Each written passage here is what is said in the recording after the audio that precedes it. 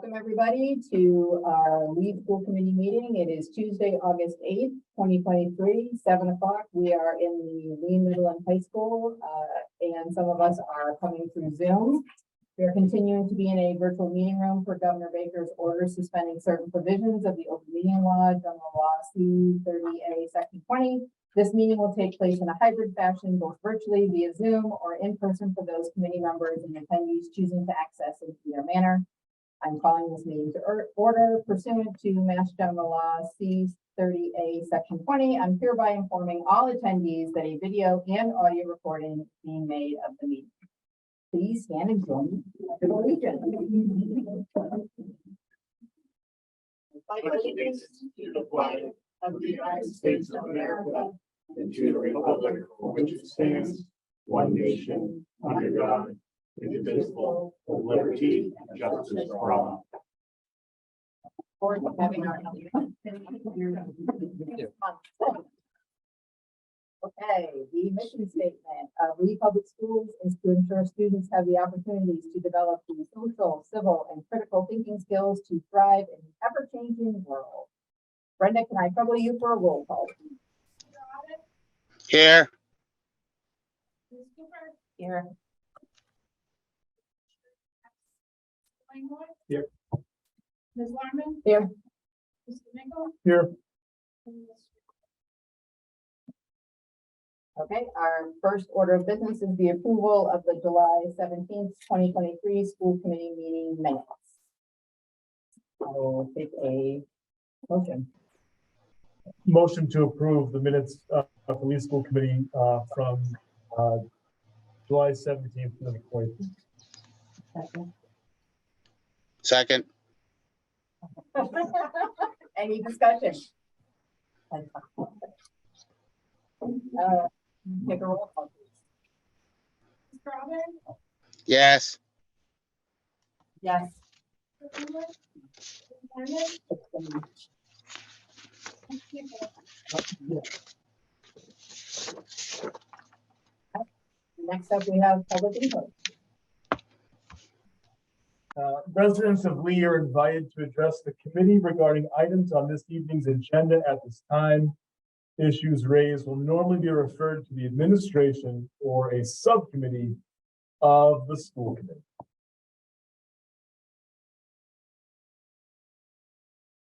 We got two members of the public, but it doesn't appear as though either one of them are looking to speak. Okay. All right, next up, we have reports. And our first is superintendent's update. Mike Picard. All right. Get this up here. Here we go. So evening, I want to start very quickly and noting while Mrs. Kasharek is not present tonight, Mr. Robin is, and thanks and a congratulations to both of them on running an outstanding meeting, and Ms. Larman and Mr. Nichols' absence last month. So thank you, Aaron, and for the record, Nicole as well. Real quick, later in the agenda, we've got to talk about community eligibility provisions. Part of the universal free meals is a requirement that schools who are eligible for CEP must actually file for CEP. That means that LMHS will need to follow through with that. This is nothing extraordinary here on your part for the school committee. Sometimes communities may be a little bit gun shy to do this because the perception is that you are in a low income community or school district or school catchment area. That is not the case here for sure, but it is just a box that we need to check with the state in order to move forward with that. LES does not need to do it. They are just 1.5 percentage points short of the required threshold to be a CEP school. We do have lots of open positions in the district currently. 7 paraprofessional openings, a special education teacher at the middle and high school, an English language learner teacher for the elementary school, and an interventionist for ELA. We do have a backup plan in the event that we can't find an interventionist. Mary Verdi has agreed to return to a role that she's filled for us if we need to. There aren't any at this point qualified applicants. We did have somebody apply recently, but this was not their area of expertise. So we may be going to the backup route. The greatest concern here really is all the other open positions that are essential to operations, including the paraprofessional positions. So I make a plea to those people who may be tuning in tonight or watching this recording. If you or someone you know is looking for rewarding work, an opportunity to work with students in a supportive environment, please consider applying to be a paraprofessional here with the Lee Public Schools. MCAS, so scores were made available through the security portal. They are embargoed, so it's not anything that I can share with the committee, but we will do so at our meeting in October as we normally do. Analysis did begin this afternoon and will continue over the coming weeks. I'm going to stop there because I don't want to say anything that I might regret. So we will be digging deep into this, and I do look forward to updating the committee when more information is public. Some important dates: new teacher orientation coming up 2 weeks from today. 2 weeks from today. I'm trying to rush time away.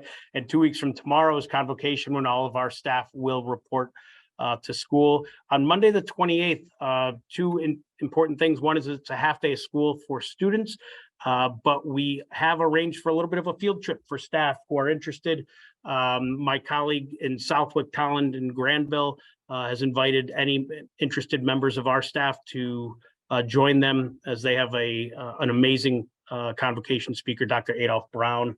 I was able to see Dr. Brown a couple of years ago, and I promise it's, as I said to my staff, it's the only regret they'll have is if they don't go. He is that powerful and impactful. Anyway, Tuesday is also going to be a half day of school, and then Wednesday is our first full day of school. Quick update, school resource officer, the town through community impact funding was able to secure a full-time SRO. Jason Hopkins will be shared between LES, LMHS, and St. Mary's. We're going to locate his office at the elementary school, but he will be floating between and among the three campuses, or two campuses really, to make himself available to build relationships. And that's my greatest priority for him, is to develop positive relationships between the LPD, our students, and our staff. We have 4 priorities that I want the school committee to be aware of. And if you are able to attend convocation, you're going to hear a lot about these 4 priorities. But for the coming school year: student-centered classrooms, high-quality instructional materials, relationships, and diversity, equity, inclusion, and belonging. And the B is a trending word, but it really is about making sure that all of our students and our staff come to our schools every day and feel welcomed, embraced, supported, and that this is a place where they truly do belong. It's more than a buzzword. It really needs to be embraced. And I will be advocating for those 4 priorities throughout the school year. And everybody's going to hear about them regularly, not quite ad nauseum, but no one will be able to forget them, I promise. So we're excited about that. And as I promised you in my email to you, my goal was to keep it short. I hope I've done that, but I'm happy to answer any questions that you may have. SRO officer, you kind of talked about your priorities. Can you just expand real briefly on what that looks like? Yeah, so it looks like not sitting at a desk, and my experience has been sometimes that there are SROs who want that to be their location, is in a desk, and let people come to them.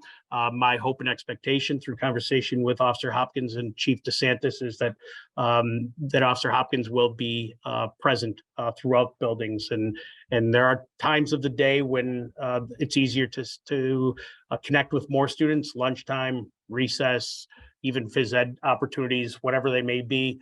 But we're going to keep that position as fluid as possible, so that if there's an identified need, we can redirect Officer Hopkins.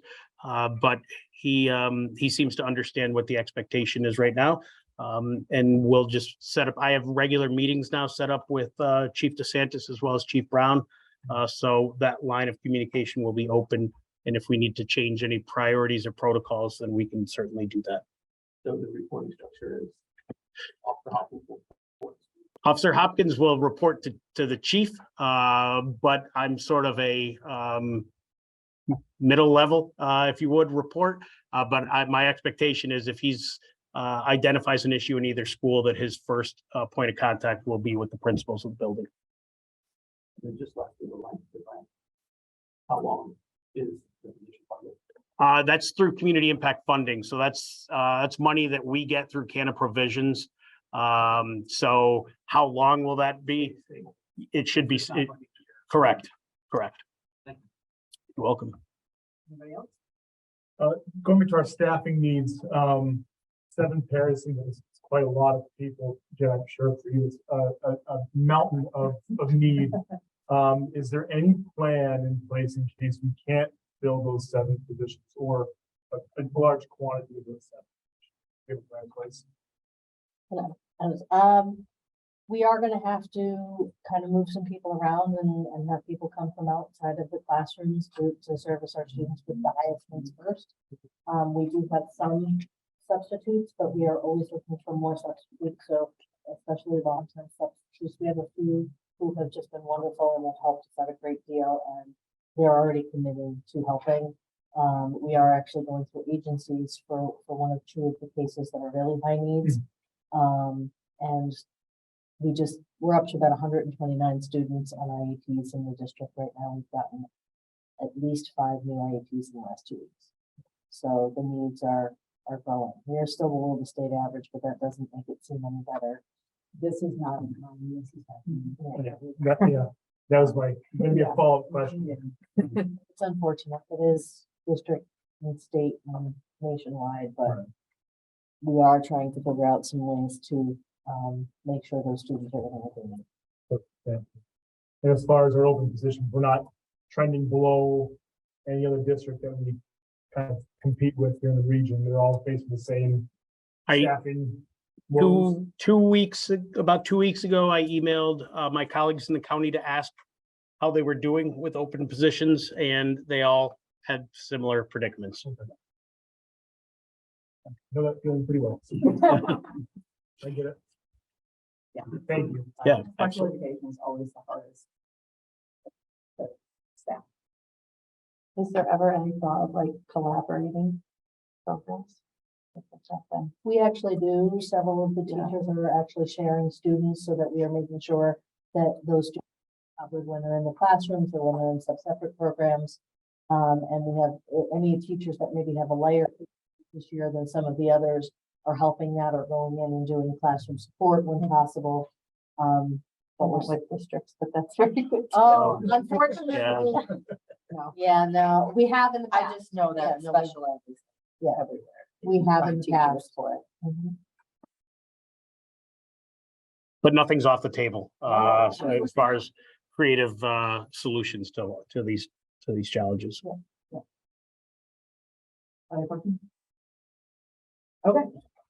Next up, we have principals and directors reports. First up is Tim Martin from the Elementary School. Hello, everybody. Just want to do a quick update on our summer program. We had 64 students participate in pre-K to 6th grade. That included a Jumpstart to Kindergarten program, as well as an arts program that all students participated in. I thought it went pretty well this year. We had made a really good partnership, Jen and I, with our 2 programs, trying to combine everybody. And I think that we provided a lot of good service to a lot of students and met a lot of unique needs, which I'm really proud of. Looking to next year, we're looking to change some schedules for the school. We're looking to flip recess and lunch so that kids get their full lunch period to eat, as well as lose the anxiety of not wanting to eat to miss a minute of recess. So I think that's a very developmentally appropriate move to meet kids' needs. We're also looking to flip special schedules so that our younger students have their specials in the afternoon instead of the mornings, which has traditionally been the case. It's really hard to have a 2nd grade student start math at 2 o'clock after a really long day. Let's have them start at 9 instead. I think that'll be a good switch. So really looking forward to making that switch happen. There was a lot of work done with the faculty, with me to try to get that to work, because I think Superintendent Richard described an elementary schedule perfectly when he said it was like a jigsaw puzzle, which is very true. There's so many moving parts that need to be need to be taken into account. I feel really proud of what we created, and I can't wait to get that started. ELE teachers have been continuing a PD that was started last spring through this summer. And I know we went over some hiring updates last time, but some of our new hires were able to meet with some of our students in the spring, which I'm excited about. They were able to come in at the end of school and meet their future students so that there were some faces to names. There's one that we're in the hiring process for now. And once that's complete, I'll be reaching out to families to make sure they're aware of who this new teacher is. What I'm really excited about is there's a lot of experience coming in with these new hires, which I'm excited about. I think they're going to bring a lot to LES. I think they'll make their presence known pretty early, which I'm looking forward to. We've got some letters ready to mail out the end of this week that will contain a welcome letter from me, as well as important information about the first week of school. And building prep is underway. I'm sure Jordan will speak to that, but the custodians have been hard at work trying to get everything ready for day one. That's what I've done for you this month. Anybody have questions for Tim? All right, next up, we have Fred from Middle High School. Thank you. Families should be receiving their packets from LMHS in a couple of days. They went out in this afternoon's mail. Students already had access to their schedules online, and the guidance counselors are available on Friday the 18th, Monday the 21st, and Tuesday the 22nd to finish. Any issues that still remain on the schedule, as there always are. We are fully scheduled, but there's always issues that need to be fixed with conflicts and various other things. Looking forward to starting up all of those new classes in a couple of weeks. Students can also pick up their Chromebooks on Monday and Tuesday, the 21st and 22nd. All that's included in the letter that's part of the packet that went out today. My last thing today, I do want to give some congratulations to some of our AP classes from last year that had truly extraordinary results that were released just last month. In terms of students who received qualifying scores, which is a 3, a 4, or a 5 on the AP exam, 100% of our AP chemistry students, taught by Mrs. Patel, had a qualifying score. 94% of our AP seminar students, taught by Mrs. Hudnall, that was a new sophomore class that we just began last year, received a qualifying score. 80% of our AP literature, which is the senior level class, received a qualifying score. And I also want to mention that 55% of our AP environmental science students, taught by Mrs. Dufresne, received a qualifying score. And that's seems like a lower number, but the national average was only 45%. So in all of those classes, those students really did excel. Those are some pretty impressive things. So congratulations to those students and teachers, and to our other AP students as well.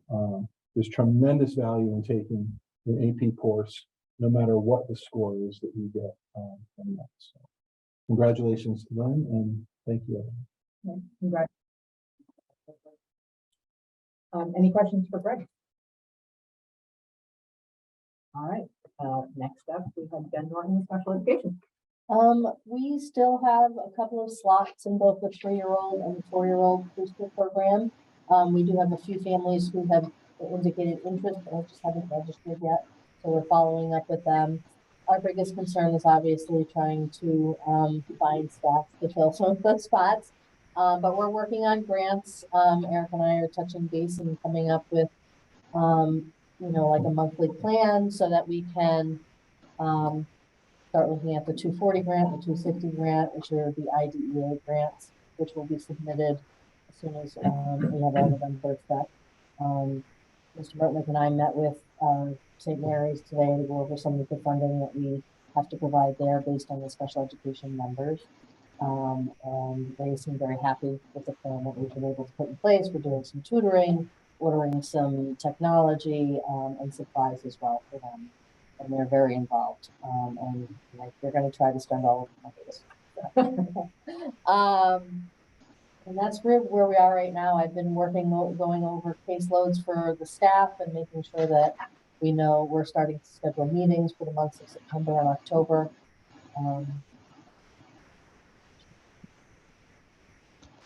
Do you have any questions for Jen? All right, and then last up, we have facilities with Jordan Meyer. Good evening. Much of this has been touched on, over that before, but I'll just go through and just kind of, bring everybody up to speed. So, safety straps at LES were completed today.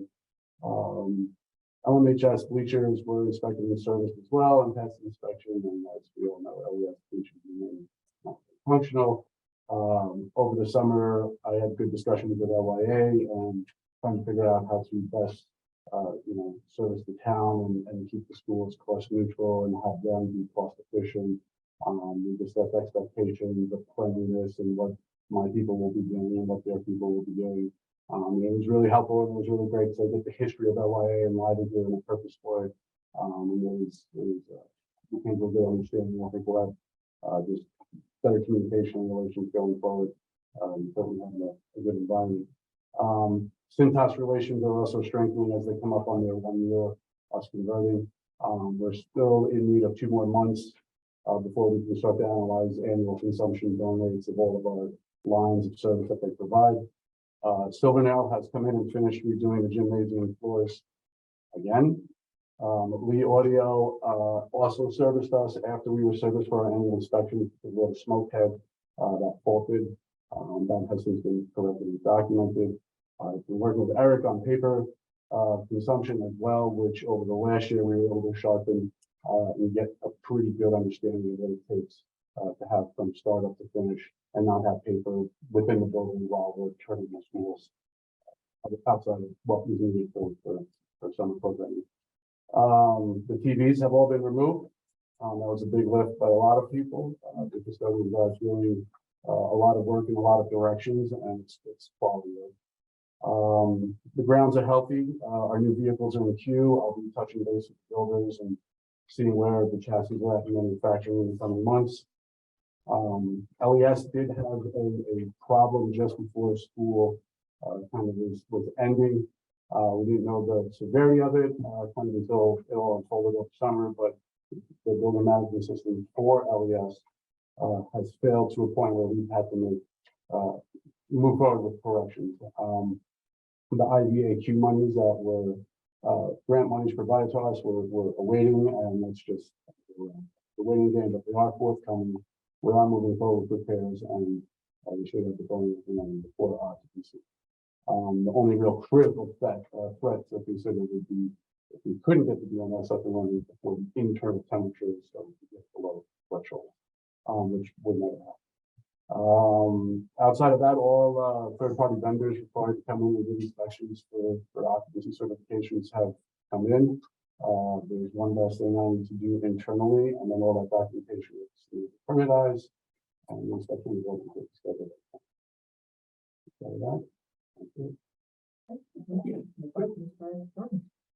Sure, what are TVs for remote? TVs? It's probably an old thing. they were older TVs that were covered throughout the facility. And, we were able to this year finally collect them all up, release them all up, and the old giant tube TVs. Oh, okay. 2000. 100 pound. Yeah, literally. To get rid of them, right? Yeah. Thank your gambling friends in MGM for taking them off our hands, but it was, they saved us thousands. What was the quote? It was just under 8,000, I believe. What it looked like too, though, would have been us leasing up all the TVs and loading them into one truck per building, and their drivers would just sit there and take off. And that was just under $8,000 to get that. We were able to pull off those. Less than $300. Yeah. Just the cost of a rental truck. Yeah. Right. Thank you. All right, next up, we have committee reports, and our first one is warrants.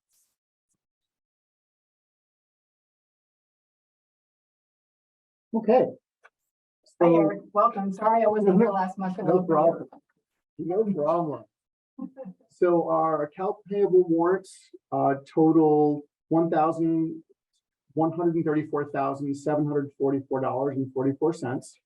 The larger vendors of these are Connecticut Clean Rooms and Kelco, which are both provided products for the summer cleaning, and Berkshire Turfgrass, which is for field management, as well as Amazon and Interworld, which is for technology items, and Eversource, which is our electric. I will entertain a motion for accounts payable. A motion to accept accounts payable in the amount of $134,774.44. Do I have a second? Any discussion? Brenda, can you roll call us, please? Mr. Robin? yes, Yes. Mr. Langlois? Yes. Ms. Larmen? Yes. Mr. Nichols? Yes.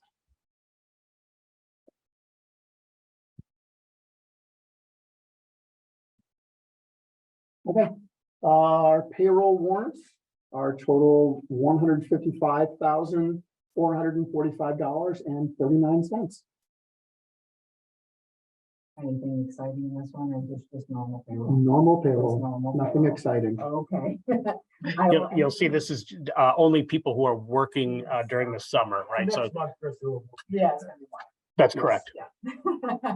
I'll entertain a motion for payroll. I'll make a motion for approved payroll in the total of $155,445.39. Second. Any discussion? Brenda, can you roll call us, please? Mr. Robin? yes, Yes. Mr. Langlois? Yes. Ms. Larmen? Yes. Mr. Nichols? Abstain. Thank you. All right.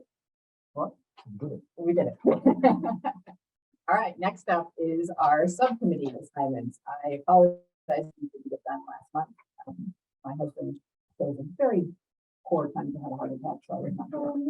That's why I wasn't here. He's golfing. He's golfing, he's Oh. fine now. Okay. He's fine. Do not feel bad for him. So, analyst.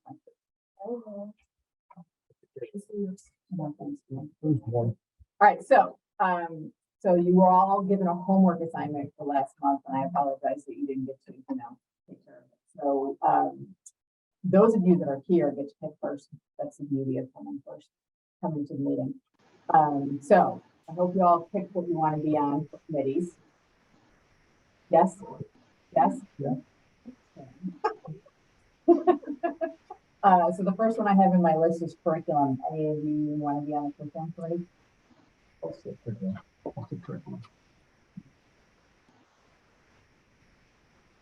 You can, hold on.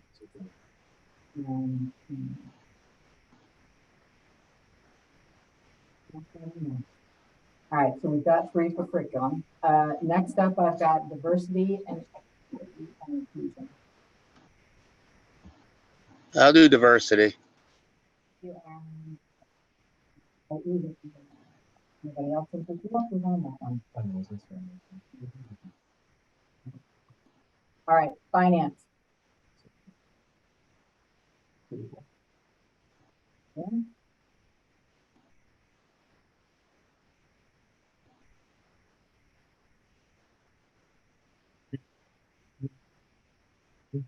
No,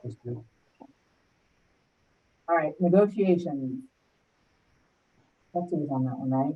yes, She said she wanted to stay on. Yep. Yeah. Okay, on that one, too? yes. Okay. It's an off year, so it's an easy year to be I on. remember. I points for paying attention. Policy committee. It's a busy year.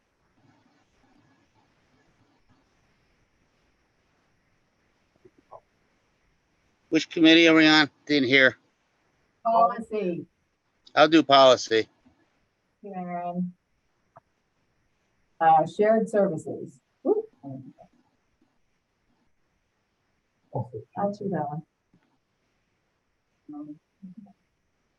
Yeah, please, in the first column here.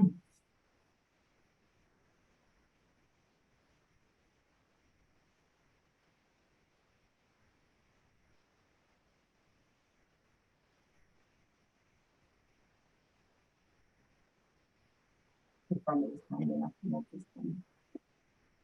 Thank you, Brenda.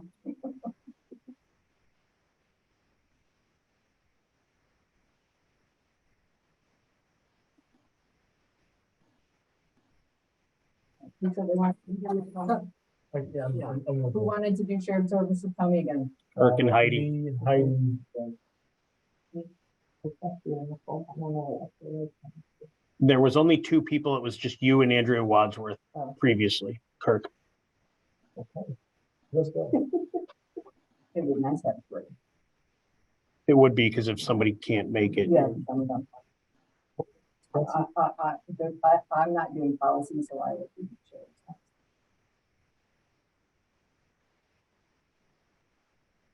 Good planning. It'd be it would be a mildly off year. Betsy was on that one.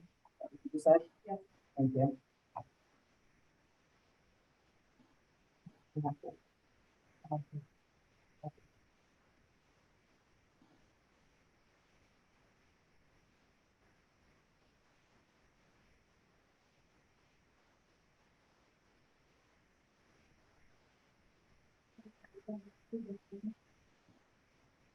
No. We're on strategic. It's Betsy, Heidi, and Craig.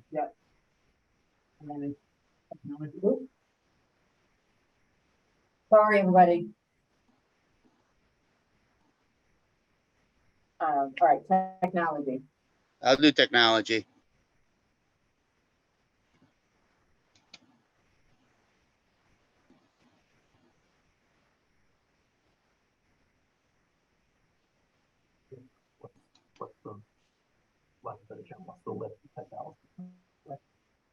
Very little.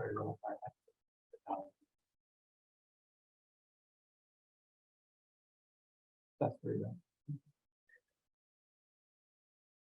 I've got you on 4. You're on 4. No, I meant We that's meant three. three people. Three Yeah, people. it's three people. Actually, you're on 5. Yes, but that is 3 people. Yeah.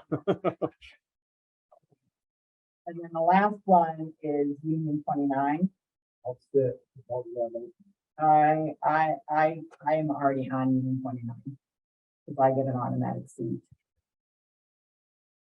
So you, as a reminder, you need to take a vote on this. Right. Sorry. You're right. I didn't. I'm gonna crawl into my hole now. So I get an automatic seat because I'm the chair.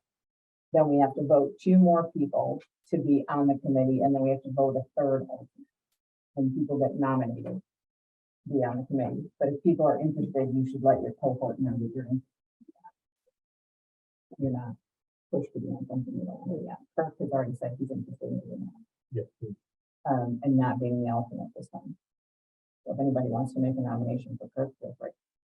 I'll nominate Kirk. One second. Any discussion?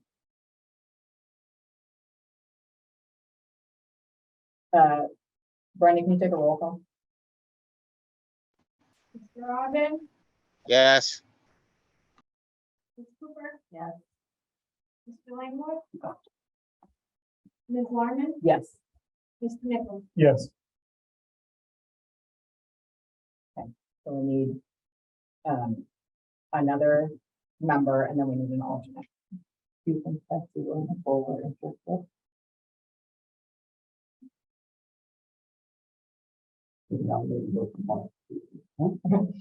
sure can. I'm gonna nominate Betsy Strickland. Any discussion? All right, roll call. Kirk nominated Betsy, Heidi seconded it. Mr. Robin? Yes. Ms. Cooper? Yes. Mr. Langwood? Yes. Ms. Larmen? Yes. And Mr. Nichols? Yes. All right, and then we need an alternate.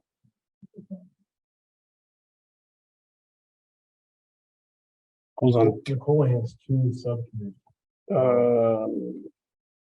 Yeah, I just have her on negotiations and curriculum. I'll make a motion, I nominate Nicole Kusherick as the alternate.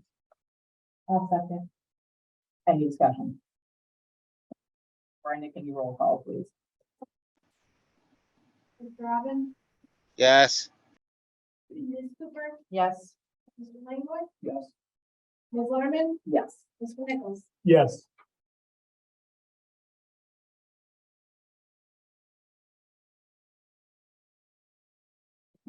Okay.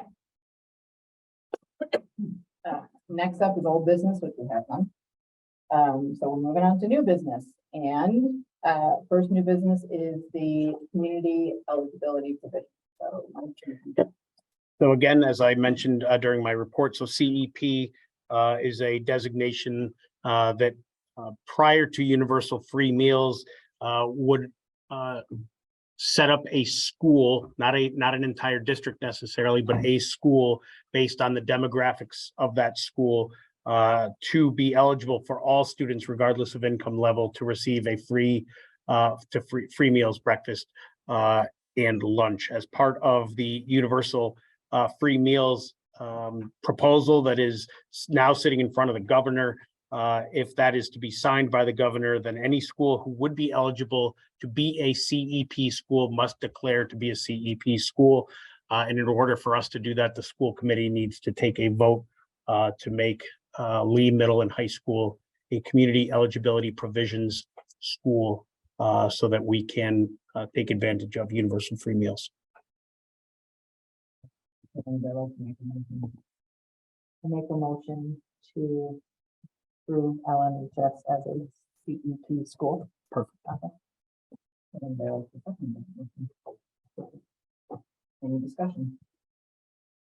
Brenda, can you get the roll call, please? Mr. Larmen, yes, Yes. Mr. Langlois, Yes. Ms. Larmen. Yes.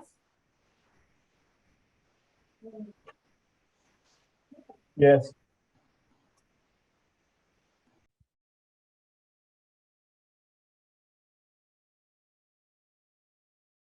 All right, next up, we have handbook updates. First up, we have Greg Bergante with the Middle High School. Thank you. First, I want to apologize. I didn't realize how small the font size was on this. We have essentially 4 major updates we are proposing to the LMHS handbook for your consideration and hopefully for your approval. The first is to, throughout the handbook, rename progress reports as interim grade reports. And the reason for this change is to better align our hopefully revised co-curricular eligibility rules with the MIAA. You cannot use under the MIAA a progress report as a deciding factor. You must use a grade report, and the way we've structured our system since we began to move to competency-based grading is to semesterize and get rid of quarter grades, and instead we have monthly interim grade reports. So it's just a verbiage change that supports the change that comes further on in these proposals. The second is something that we're required to do under a change in state law. The Chapter 177 of the Acts of 2022 modified suspension criteria under Mass General laws, essentially making it much more difficult to suspend students under Section 37H and 3/4, which is the kind of general everyday suspensions for student fights and other things like that. It does not change the suspension rules under Section 37H, and those are drug offenses, violence against a staff member, and conviction of or charged with a felony offense. Those 3 cases under Section 37H of the law are still the old system, for lack of a better word. This change applies to both in-school suspension and out-of-school suspension. So it's just under the suspension rules, just as it has been proposed. The change there essentially makes it much more difficult, as I said, to actually suspend a student, and requires us to put in place certain steps before we can actually suspend the student either in school or out of school under that section of the law. And they're spelled out there in the red section. We'd also like to revise our student dress code a little bit to include the sentence there about this clothing which is not allowed includes offensive words or symbols depicting or promoting violence, gang membership, or legal activities, profanity, or pornographic material, and see-through clothing. Most of that was included. There's some words that were added. The big thing there is the offensive words or symbols. When you see the asterisk there where we define that, clothing must not state, imply, or depict hate speech or imagery that targets groups based on race, ethnicity, gender, sexual orientation, gender identity, religious affiliation, or any other classification. This is kind of model language that I have taken from other districts and other high schools that, around the state. It came from some conference materials, other visual issues conference that came, and I think it clarifies and helps also specify the types of things that students should not wear on their clothing in school. It is those questions always come up. Can I wear a Confederate flag? Can I do certain various wear other symbols that or verbiage that attacks a specific protected group? And the answer is no. It would make life much easier if that was actually specified in the handbook, and it has not been up to this point. The fourth change on the backside of the proposal is to revise the academic eligibility requirements in the extracurricular code section of the handbook. This came from a faculty committee that met through much of second semester to discuss and debate and talk about, under our new grading system, as we continue to evolve that, what is the best way to move forward with. This is eligibility for all co-curriculars, not just athletics. Athletics being the biggest one in terms of number of students. There is some concern that our old rule, which was simply you must pass 5 classes on the previous grade report, was not stringent enough. In order, we're supposed to be student athletes, student coming first. So there are some major changes that we're proposing in this section. Essentially for each season, and this also would apply to any co-curricular activities. So in the fall, that would be, for example, Shakespeare. In the spring, that would be drama club. And many of the other clubs and activities are year long. So we would deal with that throughout the year.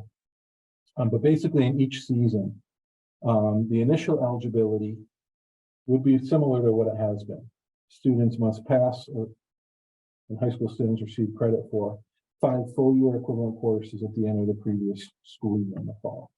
It would be the previous school year. In the winter season, in the spring season, it's the January report card, and I'll get to the winter maybe, but it's a little more complex there. The big change here is that we would every month at the interim grade reports take a look once again at academic eligibility for co-curriculars. Our new student information system, we're now going into the 3rd year of focus, allows us to do this much more easily than our old one did, thankfully. So each end of the month interim grade report, students would still be required to be passing at least 5 full year equivalent courses. In the past, it didn't matter how the grades were doing at the end of September and of October. It only mattered on the quarter report cards. If students are not meeting that requirement, for example, at the end of the September report card, they would not be removed from the team immediately because we want a carrot as well as a stick.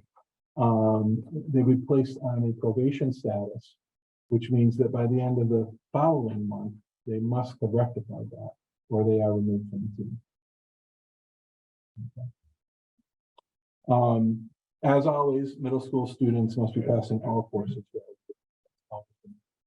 middle school students. One special note that are recommending change is that the summer school recovery courses no longer allow you to reclaim eligibility for fall season. For many years now, those have been allowed to do that. And there's been some concern from teachers that gives a little free rein to some students to kind of take the end of the year off and not worry so much about their end of the year June report card. Because they know if for those students who co-curriculars are very important, they know that they can just take summer school and rectify the situation. That would go into effect for the next school year because the current rule goes into place. It's pretty similar in the winter seasons.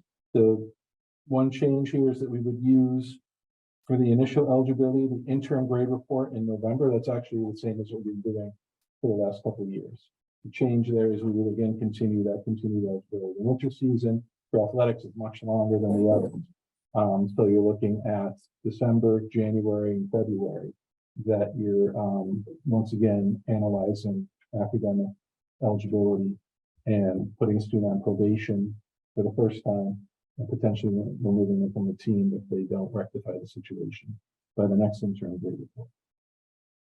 In the spring season, we would use the semester 1 grade report in January, but we would also again base it upon continued eligibility in March, April, and May. And we have to use under MIA rules the January report card for the spring season. There is no way around that. We must use that. So even though there's a little gap there, we're required to use that. So the changes are in the red. The black is essentially the same as what we've been doing now.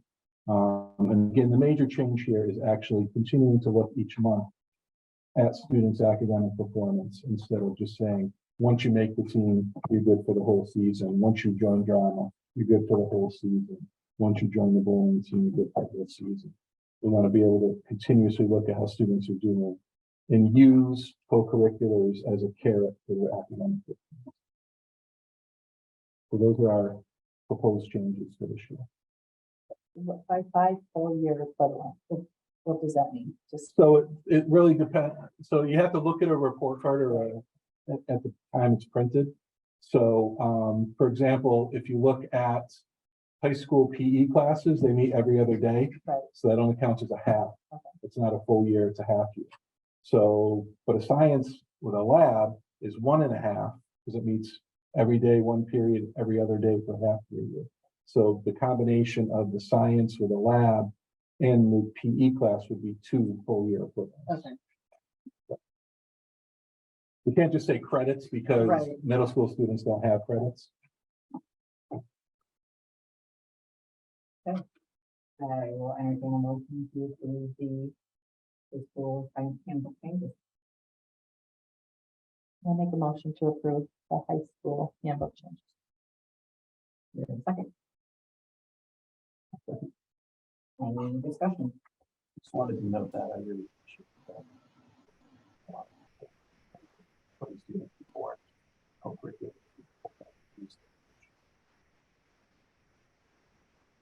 Great. I'm looking at the student dress section here and that asterisk, that subsection there. It looks like we're hitting all of these protected classes, race, ethnicity, gender, sexual orientation, type of thing. Or any other classification. Is anyone concerned that other classification might be too big? I mean, you could say protected class, which is what those items are on. But if we just said, and again, you've done all the work that go into this. I'm just looking at this from the outside, not having sat through those legal updates or the courses that you took for that. Is it too vague, or are we on the right track? Just a thought. I think the meaning is protected class, other protected class. So I would have no problem revising that to say other protected class. I would just hate to see. Someone could explain Yeah, I would just hate to see, we've talked about the rights of students in the school, right? And there are, obviously there's exceptions to that, but I would hate to see one person come in and say, I don't like that. Next thing you know, just because you're missing protected class or it's a little vague at the end, then it could cause problems. We could absolutely Again, make just that change. my opinion. So would anybody like to make an amended motion to accept the handbook? High school handbook with that change. I will make an amended motion to accept the high school handbook with change. And we have a second. Second. Any more discussion? Miranda, can you do us a roll call, please? Mr. Robin? yes, Yes. Mr. Larmen? Yes, Mr. Nichols? Yes. thank you so much, Frank. Thank you. Next up, we have Tim with the elementary. Okay, we got a total of 4. 2 of them are relatively minor and 2 of them, like Greg's, are more of the major side. I'll start with the minor ones. We changed our dismissal method several years ago in terms of picking up preschoolers. In the past, we would have parents park and then cross the busy crosswalk in the middle of dismissal. We changed that a couple of years ago, where instead we have parents parking along the front, and we dismiss right before the regular dismissal occurs, so that we can get them essentially out of the way to start the other dismissal. It's a much safer process. This first one just essentially updates that. It takes the old language out and it adds new language, just saying that that front is reserved for preschool parents. It also recognizes that some families will dismiss their student just prior to that 3:10 dismissal. And it also addresses that, saying, if they can also park along the front, but to leave space for the preschool parents. It's just, again, an update based on an evolving, improved dismissal method. That's the first one. Second one also pertains to suspension. There's a typo that I noticed when we were going through with the school council last year. There is a list under the due process for suspensions, and there should be essentially be an A through an F, but we had combined 2 of them many years ago. And this just essentially fixes that typo. And then we'll continue on the suspension route. Following Greg, we're adding the same exact language that was given to us by our lawyer in terms of, making sure that there are some alternative remedies that were employed prior to suspension. It's the exact same language that's used in the middle high school one in order to update the handbook so that it complies with what the Massachusetts law change was. And then the last one is one that my school council and I worked on for quite a while last year, and it's the cell phone use policy. They've obviously increased in, they're everywhere. Younger students have them. What was really never a problem when I was a dean of students, 7 years ago, now is turning into a little bit of a problem. So like other schools, we are trying to address that at an elementary level. There's really no place for a student to have or need a cell phone, with the exception of 2 exceptions. One, if it's written in their plan, to be able to use it as a communication device. Obviously, the student should be able to use it. And also, the apps for translations are so good now that there are some circumstances where L students should be able to use them to be able to take advantage of that amazing technology. So those 2 exceptions are in there. And the original cell phone line was literally a couple of sentences just addressing, it should be kept off and out of sight during the school day. We're going to go a step further. I'm recommending that students don't have it on their person during the school day, and that instead it's just in their lockers or their cubby. And also being able to address, and again, this came out of school council, like what a potential consequence could be. First offense, contacting parent or guardian, returning the cell phone at the end of the day. Second offense, contacting parent or guardian. I'm sorry. First offense, warning, putting away. Second offense, confiscating the cell phone, contacting parents or guardian. And a third offense would be contacting parents and having them come in to meet with us, to have a discussion, and we return it directly to them. And then I just add the little clause, additional discipline measures may be taken depending on what the cell phone use was for. If someone's taking a picture of somebody, obviously there's something beyond, you had your cell phone out, and I just want to make sure that I leave a little wiggle room in there in case there is some kind of consequence beyond that. It does talk specifically about, before and after school use, including activities, clubs, morning breakfast program. And it also says specifically that no student should be taking pictures or videos, with their cell phone. Because again, we'll have potentially a student on an IEP that could use it, a student who's an L. It might be a student who's walking from, the main entrance to their locker. And in that transition, something happens. I just wanted to make sure that was in there too, because pictures and video is something that's exploding everywhere. And I think as imperfect as this may be, and we may look to tweak it moving forward, I think this addresses many of the concerns that I've heard from parents, but also that were brought up in those school council meetings. So I think this is a good first step in updating it and also having it be its own section. So instead of one little line, within several, it would be its own section, cell phone use policy, and then this would be underneath it. And I'm open to any, whatever, if you want to change anything or add anything. Again, I think this could be an evolution in terms of, how elementary age students are using cell phones. It is a newish thing. Like I said, I was the dean, started 6 years ago, and it was a very different environment, from a technology standpoint. So those are the 4 that I have. Thank you. Would anybody like to make a motion to approve the changes to the elementary handbook? I'll make a motion to accept the changes to the Lee Elementary School. Second. Second. Any discussion? Questions, there are more practice questions and policy questions, so I think the policy is great. I think in line with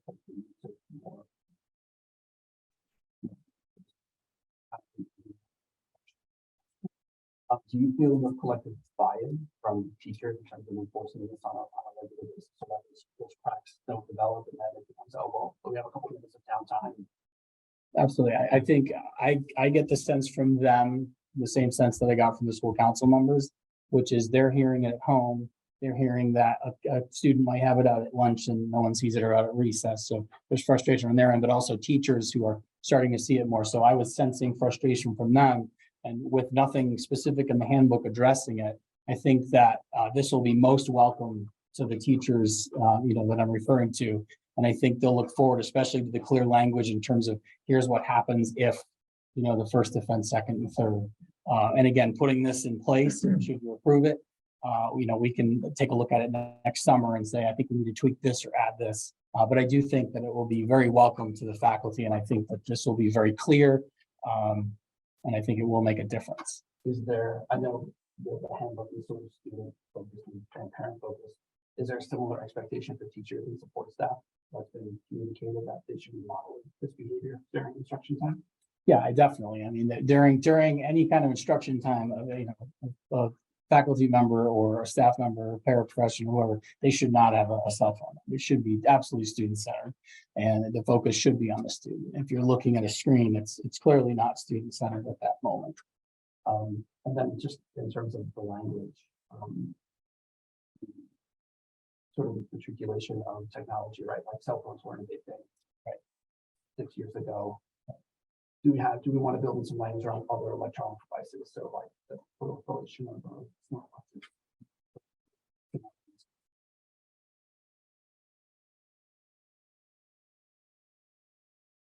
Anything can still be connected to a phone. And that's the trick. And we went down a lot of rabbit holes, like I said, with the school council on that.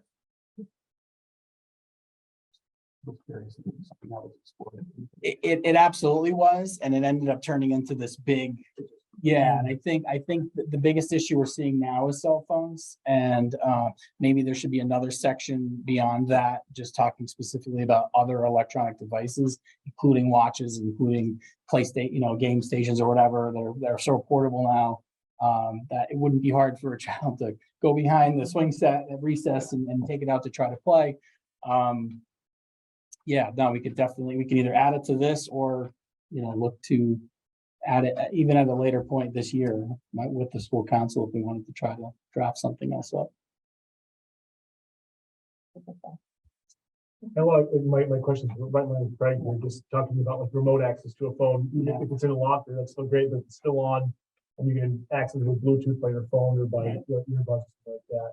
But if you guys are happy with it, I'm happy with it. And then just not questioning at all, but before school and after school activities, the thought would be, and thank God my kids don't have cell phones yet. I am so happy.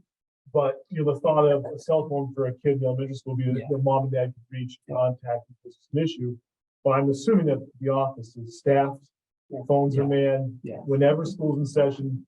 So there really is truly no need for a student to have a cell phone into the floor after school activity if you're using it for communication with home. If the office is there? Yes, Oh, that's good.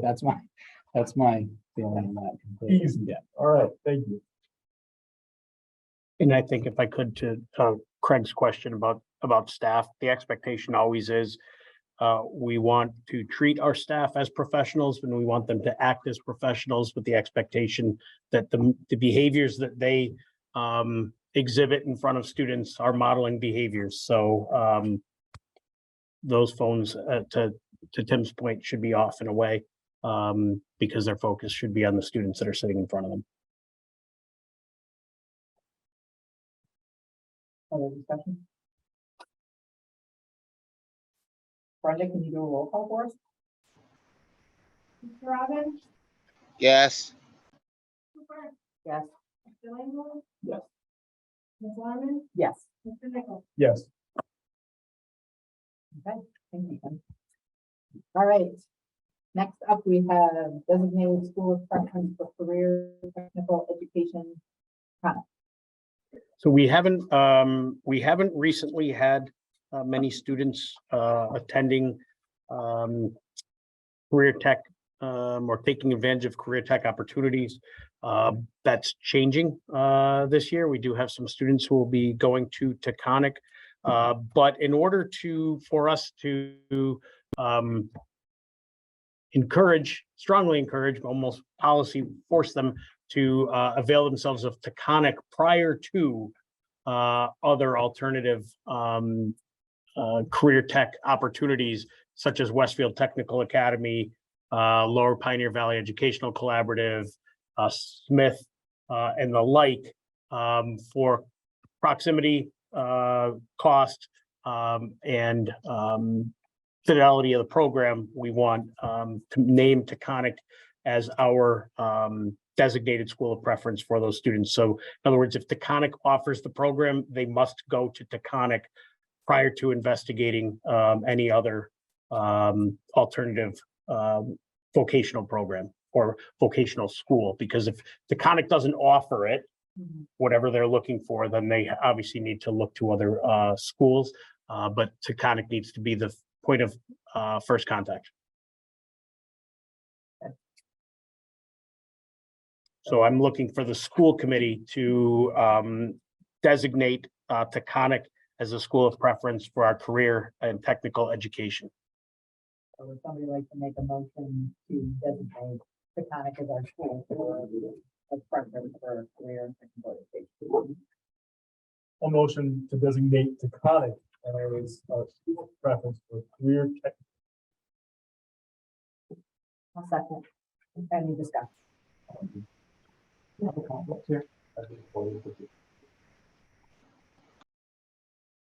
No. Financial. It actually represents almost a savings, correct?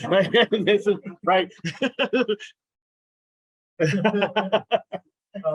So just so we're doing this, we're designating Taconic, if there's a student that chose one of the other schools we discussed, like Pioneer Valley, we would be on the hook for transportation for those students. Mhm. But we've already purchased a van so that we can take kids to Taconic, right? I'm just throwing something, right? We So- did that already? So the van is, Jordan mentioned this in his report. So back in June, we reached out to the vendors to find out what the timeline is. They said, doesn't look like you'll have a chassis until February. It doesn't look like it'll be built until August of 24. So we do have a vehicle. We're working on our transportation alignment for the coming year. Our existing van had been transporting a student to Gateway.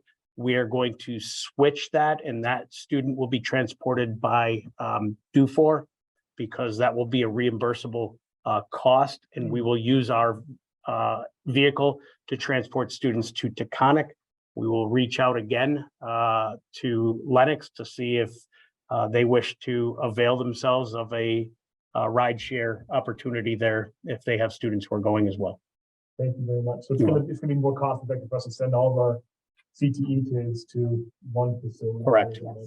And if they want to go somewhere else, it's on their. If they want to go, they're going to go to Taconic unless Taconic doesn't offer it. Yeah, definitely, big support of this type of program and the trades. If you can do that for our kids. Thank you. Other discussion? Brenda, can you roll call us, please? Mr. Robin? yes, Yes. Ms. Larmen? Yes. Mr. Nichols? Yes, Next up is the April vacation trip to Washington DC.